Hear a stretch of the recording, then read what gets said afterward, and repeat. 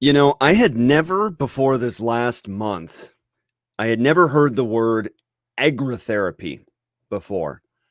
I had never heard it, didn't know what it means, but I got to tell you, I am just I'm enamored with this concept. Agritherapy, and we're going to talk more about this because we brought in an expert who knows way more than me.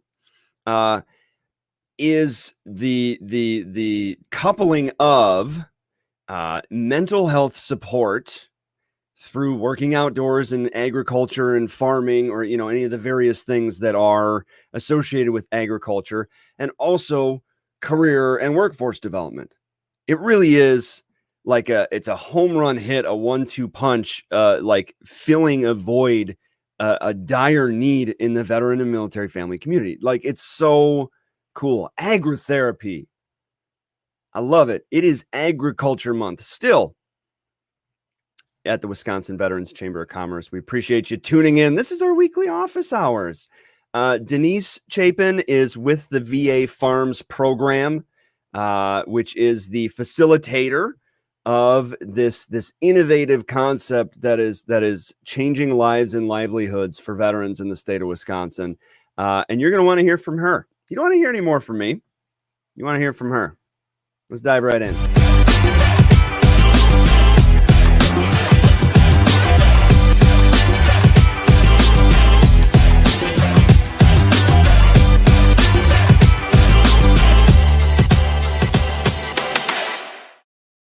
Right on. I love that song. Gets me motivated every time. Very excited to add to the conversation Denise from the Department of Veterans Affairs over there in Madison. Denise, how are you? I'm doing well this morning. Thank you, Adam. Yeah, hey, you bet. Did I kind of sum up what agritherapy was kind of in a Yeah, nutshell, or yeah, can you tell us where this concept came from? yeah. So I was going to say, you summed it up really well. You could have just done curtain close right there. No, no, you did very well. And I am certainly not expert in agritherapy, but I've studied it in just implementing this VA Farms program and really wrapped my head around it and started to also feel like, wow, this is so cool. Why are we not doing this? Which is why we had applied for this special purpose funding to implement this type of service for our veterans here at the Madison VA. So just a little brief, I mean, you already said it, Adam, but the concept of agrotherapy has been around since the 1970s or possibly even earlier. And it really is kind of that use of gardening or horticulture or agriculturally based activities as a therapeutic activity that can, be used to be addressed various ailments or disabling conditions and just really reintegrate people back into their community. And it's really been found to over studies like over time to be decreased levels of depression, anxiety, perceived levels of stress if someone's having a lot of stress, and it to also increase healthy coping skills and self-esteem, attention span, and just someone's ability to, their connectedness and self-efficacy. So it's a really meaningful therapy, and it's kind of different. It's not sitting with a therapist. It is a lot of other things, mind and body connecting in this type of service. Kind of integrating and supporting all of your pillars of wellness. There's a physical aspect, there's a mental aspect, there's a social aspect. Some would argue there's a spiritual aspect. So it really does check all those boxes as far as holistic healing and wellness is concerned. Before I ask this next question, I got to say, anybody that's watching, feel free to ask questions for myself or Denise about the VA Farms program, about agritherapy, about our feelings about Aaron Rodgers making his return to training, anything in between. Just throw it in the comments, whether you're watching on Facebook, LinkedIn, YouTube, or Twitch, and we will go ahead and field your stuff and make sure that we address your thoughts. So Denise, what does FARMS stand for? I probably should have started there.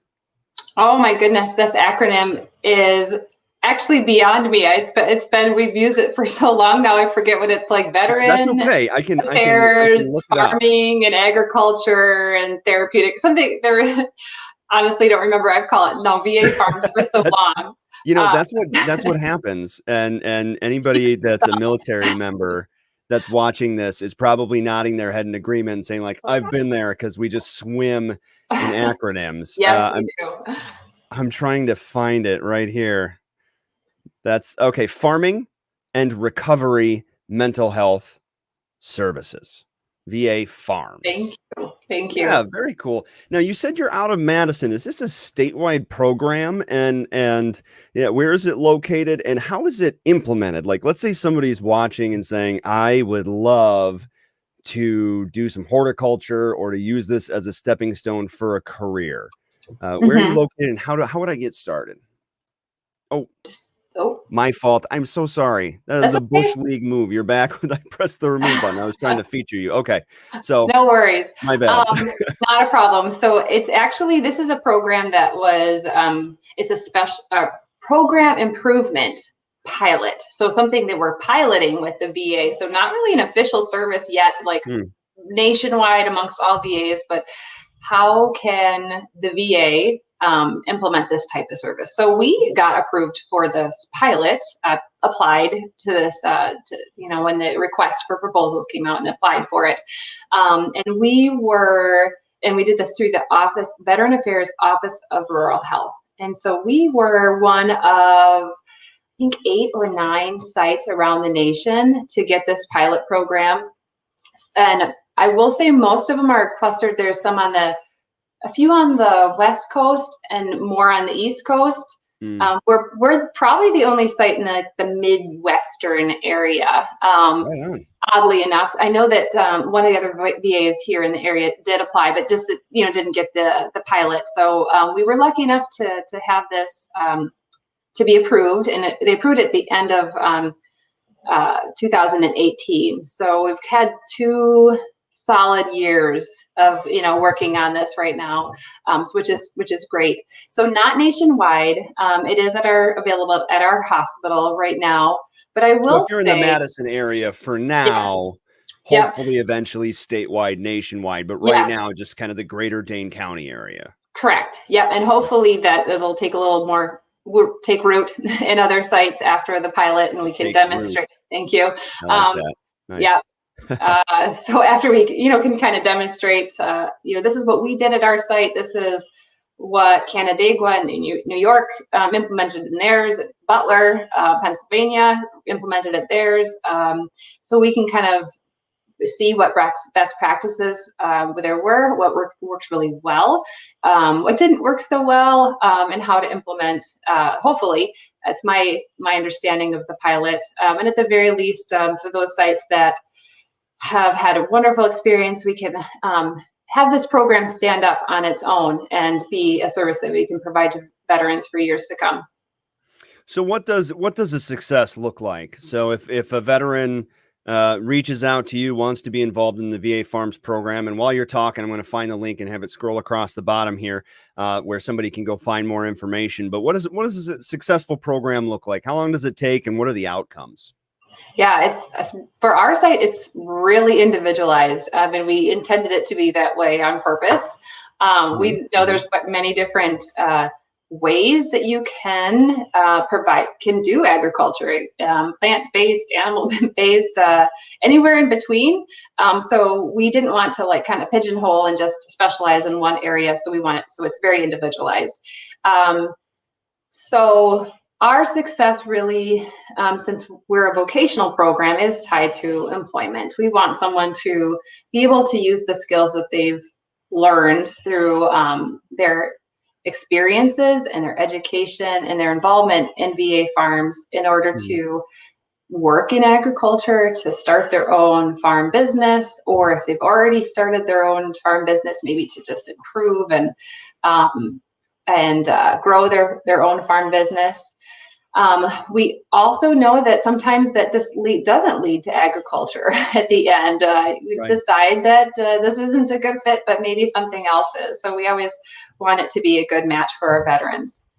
I will also say that we success is in our gardens program is really just finding this mode of therapeutic support to be something that really matches what you need for your healing, what you need for your recovery. So we have a vocational element, which is kind of that's my jam because that's my program. And then we have more of a therapeutic gardening program, which follows our whole health model of care and is definitely not vocationally based. So no one in that program really, that you don't have to have a goal to get a job in agriculture, but you enjoy being out in nature, you enjoy gardening and working with your hands. So for that program, really success is just individually based again. How is this helping you in your mental health or your physical health? And so the difference between the two then, so this farms program, am I understanding correctly that farms is going to be more vocationally based, potentially with the goal for somebody to either own a business in agriculture or work in agriculture, and gardens is more the therapeutic end? Yeah, you're really catching on really quick, Adam. You ever got this. So we actually changed our name here locally because we realized that we're probably not going to interest people that are not interested in farming with the title VA Farms. So we actually title it VA Farms and Gardens. So we have put them all together into a really nice, so that we can at least make sure people are aware we are not just about agriculture, but we're also about just the therapeutic enjoyment of gardening and horticulture therapy. Right on. So what are some challenges that you're facing right now? Like what does the next couple of years look like? What are you trying to overcome? What's getting in the way of you and your vision of ultimate achievement for this project, for this experiment? Oh man, well, the pandemic didn't help a lot. We had most of our stuff in person, groups and programming, our education. We partner quite a bit with UW-Madison and their farm and industry short course, and then they have a beginning dairy and livestock farming program, and some of their other CALS classes, and then Madison College. When the pandemic hit, they ended up some of the classes and stopped for a little bit, or they weren't able to offer them remotely, and then the ones that were available were remote, and it may or may not work for some of our veterans and their learning styles. Some of them thrived because that meant that they didn't have to drive in and they lived more remotely, and this really did help them. So I'm not saying it was all bad or anything like that, but was quite a barrier, and I think the universities and college systems are still, recovering from that and still trying to find their way safely through the pandemic that's still not gone by any stretch. So that's been a challenge. Just outreach, the VA, we're a big organization. This is a brand new service. So it's hard to get the word out a little bit. We do our best to outreach within the VA and do a little bit on our Facebook page and things like that. But outreach has been something we really have strived to do, is let veterans know that we're here and we're available for them, whether you are an aspiring farmer or you're already farming, or you really just like gardening and would like to do more of that with other veterans. We want to make sure that they know we're here. And then a huge challenge, just overarchingly in the veteran community, is veteran support, like communicating about veteran supporting programs, because there's about 1.5 million veteran supporting programs out there, and there's a wide spectrum as to what they do and their quality, and so there's almost an information overwhelm or a resource overwhelm that can make it difficult, and people that aren't veterans are surprised to hear that. And aren't more resources better? Well, not necessarily. There's 40,000 veteran serving nonprofits. It's hard to tell which ones are going to help. And not saying you're a nonprofit, but all of these programs, they seem to just and then the VA has the added challenge of being, it's the Veterans Administration, it's the man, it's the system, and a lot of people, a lot of veterans, they relish in the fact that they are no longer beholden to the man, so that I know has been an added challenge from a communications standpoint. I can assume It's just getting the word out and letting people know that this is a good program. It's a great program. It's not predatory. It's not, it's helpful for a lot of people. If I'm a veteran and I say, I'm interested in, healing through getting my hands dirty. I want to horticulture. I want to Yeah. agriculture. Yep. Or if I want to explore a vocation, maybe I want to have a career in agriculture. I don't know. So farms, gardens, either or. What's my next step? Yeah. So first off, are you a veteran with the Madison VA hospital? Are you like in our catchment area? Mhm. Can you be eligible for VA services? And then also, are you a veteran that is connected with the Madison VA hospital? So that's kind of the first two hurdles, just making sure that you're connected with the VA. You can, if you're not already, you can call the VA or contact them and just talk to somebody in eligibility and see how can I be eligible for services. Our services are not like you don't have to sign up for 10 different services in order to get ours. We can get referrals to our program from primary care services or mental health services. You just need a referral from a provider at the VA. So we try to make it as open as possible so that people can be referred over for our services pretty quickly. And then if you're not in the, in our catchment area and you're not, with the Madison VA, or you're not in even close, remotely close. One thing I would encourage you to do if you're listening from afar is just to check in with your VA and see what they do offer for agricultural type services. And you may be surprised they may have something available. I was surprised when I started this pilot. There are some VAs that have been doing some gardening stuff as services with their veterans. For a while, I wouldn't say they have a strong, I haven't heard of another one having a strong vocational, agriculturally based service, but for sure there's been other VAs with gardening services as well. So it wouldn't hurt to check in and ask what's available. And then that in itself will kind of promote the service and get you that VA to say, I wonder what we can do with agriculture services. That's a good point. Wherever your local VA outfit is or your local VSO, if you're interested in a career in agriculture, we've been talking about this all month. I feel in agriculture month at the Wisconsin Veterans Chamber is registered apprenticeships in agriculture, and that it doesn't just mean farming. Go back and see our show last week. We were talking registered apprenticeships. And the week before, we've been talking tons. So I won't retread old tires, but go listen to that, the show from last week or the week before. We talked a ton about that. There is or will be opportunities in your local area to explore this further. And it's cool to see the VA being receptive to these different forms of healing as well, not just vocationally, but those different forms of healing. Guitars for Vets operates out of their local VA. VA Farms and Gardens operates out of the VA. All of these things, these ways to get your hands busy and to create and build and invest. It really is a cornerstone of the healing process, which I think is so cool. Denise, what does the future hold for this program? When does the trial end? And at which point, what metrics are you using to say okay, let's do this statewide and let's do this big time? Yeah. So lots of moving parts. We have a lot of goals. So we have one more year starting in October. Beginning of that year, we'll have through September 2022 for our pilot to be, then we're done with the pilot, sink or swim. Here's what we got. So what we're focusing on this next year is expanding into whole health and gardening. This was something that was a slow start since we hadn't originally, we hadn't really put gardens into our original proposal. So we learned that through experience and hearing what other sites were doing.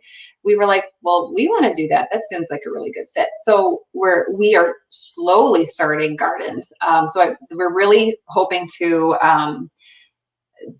make that solid into our whole health services, and not only whole health, but in our community living center, our CLC, or inpatient or outpatient services. One of the ways that we're doing that is that just starting this week, tomorrow, providers at the VA have an option to sign up for and be trained in horticultural therapy services. So those that are, so those that are interested and think that could enrich their program, whether that's in food and nutrition, whether that's in the CLC, whether that's inpatient or physical medicine and rehabilitation, or whole health, mental health. They can learn more about what is horticulture therapy, how can I use this in my program to help veterans connect with the food and the plants and everything that's surrounding us. So that's one way we're doing that, is to educate our providers. We hope to be able to do this training again next year. This is first time trying it. We're using our great partners with the UW Extension Office to provide this training. We have a subject matter expert in horticulture therapy that's going to be training our staff. So that's one way, is just to train staff. We want to spread the word to our providers that this is something that you can implement, not just in this service or that service. It could work in other services as well. It's just depending on how your service is operating. And then so hopefully we'll get more providers, and it'll be kind of embedded into different services. We'll keep growing that program. So that would look like success to me, is just making sure that's available, and there's an opportunity for providers to do this within their service lines. And the other thing vocationally is that we would like to get farm site training opportunities, so that if a veteran needs or is interested in a wide variety of agricultural opportunities. So this is the vocational side of things, that we can kind of meet their needs. So if they are interested in working with organic vegetables, or they want to do crop or field hay or field crop, or they would like to do a fruit orchard or a dairy, or they're really interested in turf grass or greenhouses or things like that, that will have enough variety and opportunity for them to do that. We're really getting close on that. We just added another farm site to our group. So I'll just share with you really quick, if you're interested in hearing who our farm sites are. You bet. Make sure. So we do partner with some farm sites in our community. Troy Farms, which is a CSA on the north side of Madison, and Goodman Youth Farm is kind of a partner farm with Troy Farms, also a CSA in Madison.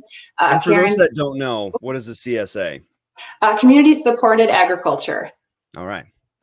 Sorry, I didn't mean to derail you, but no, worry. I just make sure I know my acronyms.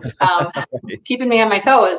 Yeah. We have Carindale Farms, and that's a fruit orchard. They mostly do you-pick strawberries in Oregon, Wisconsin. Emerald Meadows, they've organic veggie, CSA, and then also field crop, hay, whatnot. And they're in Columbus, Wisconsin. We also have an agreement with I had to think here. I think 4 or 5 different agriculture research stations. If you're not familiar with, UW-Madison has a lot of different agriculture research stations looking at best practices and research in agriculture. So we're excited to be able to partner with them and offer those training opportunities. So we have one in turf grass, which is a big deal. You wouldn't think turf grass is agriculture, but it is. It's how we get all our sod and so those football fields. So you're just talking about the Green Bay Packers. So we gotta have turf grass for that. So that's in Verona. Arlington is a dairy and field crops. Prairie du Sac has a dairy. Madison West, so we have horticulture and field crop. And then Lancaster, which is our farthest one out, I think, is they have a beef operation and conservation cropping there. And we just added a new farm, and it's Klein Farm here in Cross Plains area, and they have a small fruit orchard, horses, and a few variety of animals, and some hay, and some natural conservation area there too as well. So excited to add them as one of our farm sites. So that is we want to offer enough variety for training sites. The other thing that would be success to us is that we can offer some peer support. So veterans getting together who are farming or interested in farming, they can get together and talk about issues related to farming. So we currently do a peer group, which meets right now just once a month. And the veterans in the group talk about I will say fencing comes up a lot. Fencing is a big issue. And you said that, and I pictured like the guys in the white leotard with the swords, and I was like, what does that have to do with agriculture? Man, my goodness, I'm slow. So fencing, like onto the Olympics, right? Yeah. Is that one of the events in the Olympics? I'm not sure. So yes, feel barbed wire fencing and electric fencing, etc., and then pasture management and things like that. So it's a great group. It's not one of those typical groups you'd see at the VA, but it is a support group, a peer run, led support group where we talk about resources available to them, veteran specific or otherwise. And then it's a really safe place for vets to get together and talk about their farming experience and to grow a network. One thing that we've noticed is that sometimes people do feel a little isolated, not only just being a veteran, maybe living in a rural area, but also farming can be a little isolating at times. So this is a great way for them to get together. We're hoping to partner with Department of Agriculture, Trade, and Consumer Protection, or DATCAP. We had him on the show last week. We had Secretary Romansky on the show last week. Yep. Oh, wonderful. And so they might take this statewide. So we started we started it. Hopefully it's not cat in the bag, but we're starting it locally with our group, but hopefully if they are able to do this could be something that, veterans statewide could get together and talk as peers and talk about resources, agriculturally based. But right now it's just our group here in Madison, and it's kind of a neat resource, but if we can get it available and something that veterans statewide can benefit from, that would be fantastic. There's other goals too, but I'll stop there. So I gotta ask, what do the members of your program do in the middle of winter? Yeah. You can garden year round, but it's also really cold. Yeah. A lot of our farmers, what we've seen is kind of a diverse farm style. So they're doing they're not just doing dairy, they're doing something else too. So they do stay busy year round if they have a small operation. Most of our veterans that are starting a farm site are doing some sort of animal care, like beef or pigs or what have you. So that's it's not like they hibernate in February or you got to take care of them year round. And then some of our if CSA or like organic vegetable farming is really something somebody wants to do, then we just know that this is a seasonal opportunity. It's not temporary, it's seasonal. So that's kind of goes with the nature of that type of work, especially if they're an employee, not the owner of the business. There's probably more to it if you're owning your own farm, but if you're working for somebody, we just make sure there's an understanding that that it's seasonal work. Well, what would you say to a veteran that's listening that's considered a vocation or a potential career shift to agriculture, but has hesitancy due to the seasonality of it? Yeah. Oh man. There's always a lot of hesitancy in making any sort of career change. And I think that you aren't kidding. Agriculture can feel a little risky and vulnerable in general if you're making that switch, but it really, has to come from a person's passion. So I can't really instill that or share that. But what I can tell you is usually when I meet with a veteran who's interested in that or thinking about it, is I can see the interest and passion in their eyes when they're talking about it. It's not coming from me. I could share some of the positive aspects of that, even if it's just seasonal work.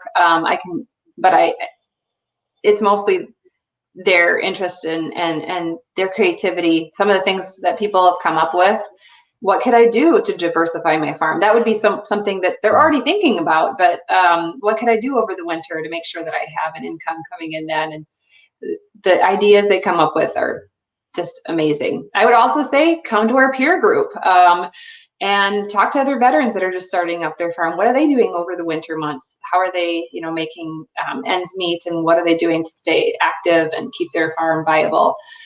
So I'd recommend that. I'd recommend they talk about education. What can I do to improve my skills, my knowledge too? And that's something that you can do for your own betterment. And what programs can you be involved with?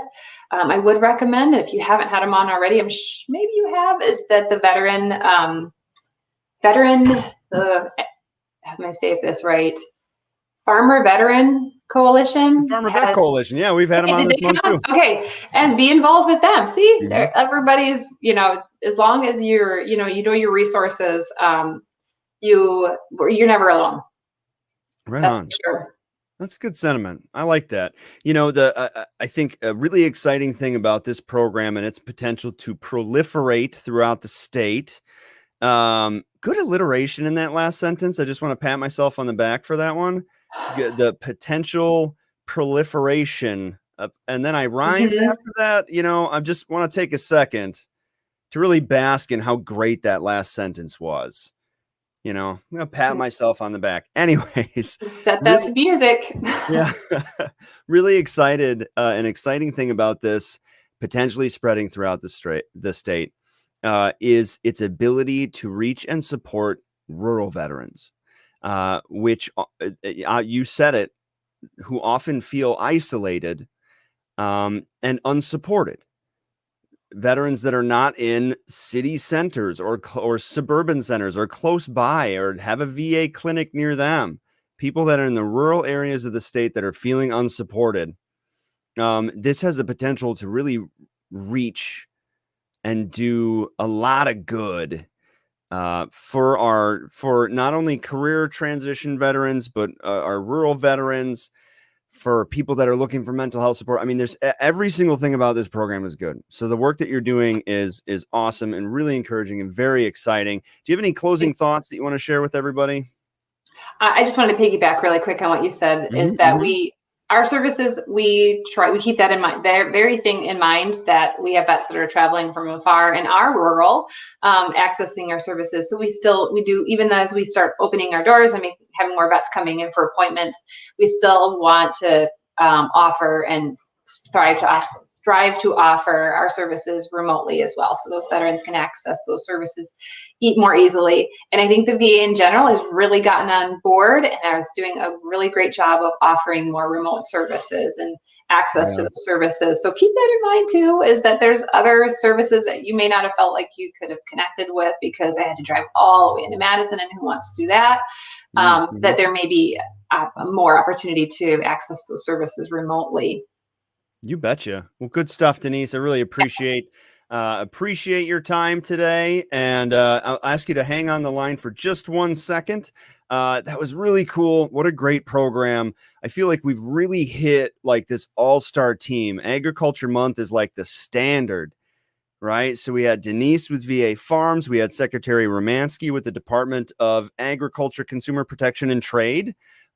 We had Joe Cook with the Farmer Vet Coalition. I mean, we really have had a great month of agriculture. I'm excited about this. This is a great way to close it out. Next month is Legal Month, talking about legal services and legal considerations for veterans and military families. We are right here, same time, same place, every single week, 11:30 a.m. Central, on Facebook, LinkedIn, YouTube, and Twitch. Follow the Wisconsin Veterans Chamber of Commerce on all platforms. I'm going to play a little thing, and there's going to be a link, and you should click it. You should follow and connect, because you don't want to miss anything. Now we got live events coming up. And we had one in Racine last night. We're going to Green Bay. We're going to Eau Claire. We're going to be all over the state here in Q3 and Q4, and we want to see you. We want to connect with you and share ways that we can lift up the veteran community together and lift up the wider Wisconsin business community by bridging the gap between Wisconsin businesses and veteran talent and veteran business owners. You know how we do, but we want to share that with you. We want to see you in person, So check out that link. When I hit this button, that link's going to pop up. You're going to type it in. You're going to go follow. I think you should do it. We'll see you next week.